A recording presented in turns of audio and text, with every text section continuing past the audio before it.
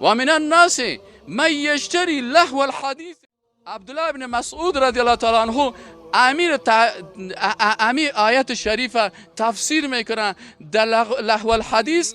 عبدالله ابن مسعود رضی الله عنه قسم یاد میکنه، والله میگه قسم به الله هست که منظور از این آیت شریف این موسیقی هست، غنا هست.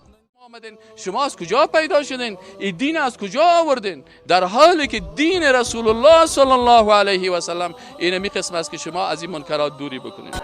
میان دین جمله سر به کف، دشمنان دین آمدن به صف. مثلا امی کسی که ساز میاره و دخترای خود و خانمای خود در معرض نمایش قرار میته و رقاصه ها را میاره، امی اطفال خرد و ریزی که در اینجا آمدن و همین جوانایی که اینجا هستن این نشر فحشا کرد یا نکرد؟ مردم یه از به پیسه خود از جیب خود پیسه را آورد از برای خداوند، از جیب خود پول مصرف میکنه و پول به خاطر چی؟ به خاطر رواج دادن فحشا و منکر.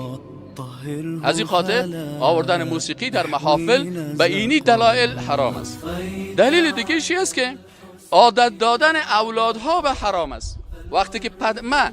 وقتی که یک جوانی که میبینه که پدر کلان ریش سفیدش با ریش سفید در مقابل سازنده شیشته، وقتی که پسر میبینه که پدرش که نمازخوان است و دیندار است خودش ایره گرفته و برده در مقابل سازنده ها ایره شانده و رقص گوش میگیره، این طفل چی تربیه میگیره؟ این در ذهن ازی است که خیلی پدر کلان ما که آجی صاحب است، این پدر ما که آدم نمازخوان است و این مولوی صاحب مسجد هم که آمده صاحب اینجا شیشتر نکایشان بسته میکنه و اونجا ای آوازخوان خواندن کرده میره و مادر ما و خواهر ما و اعضای خانواده ما پیشروی از این میرقصن. بناهن از نگاه روانشناسی طفل، دکترای که در روانشناسی طفل تخصص دارن میگه از آغاز ذهن طفل خود به می فحشا و منکرات عادت میده که با سبا روز اگر یک عالم خیس و برازی گفت که این موسیقی حرام است، باز اول امی طفل استاد میشه که او برادر، مثل که حال در افغانستان بسیاری جای است که شما میگن که موسیقی نبیه، پدر کلان ما، مادر کلان ما، قومای ما صاحب زیر و دول قرقسیدن که حالی که در ساز نباشه خیلی طاقت از آنمه. ما چطور میتونیم که شما آمدین؟ شما از کجا پیدا شدین؟ این دین از کجا آوردین؟ در حالی که دین رسول الله صلی الله علیه و سلم این قسم است که شما از این منکرات دوری بکنید. مخالفت با امر الله هست. و من الناس من یشتری لهو الحدیث. میگه بسیاری کسا، عبدالله ابن مسعود رضی الله تعالی عنه امیر آیت شریف تفسیر میکنه در لهو الحدیث.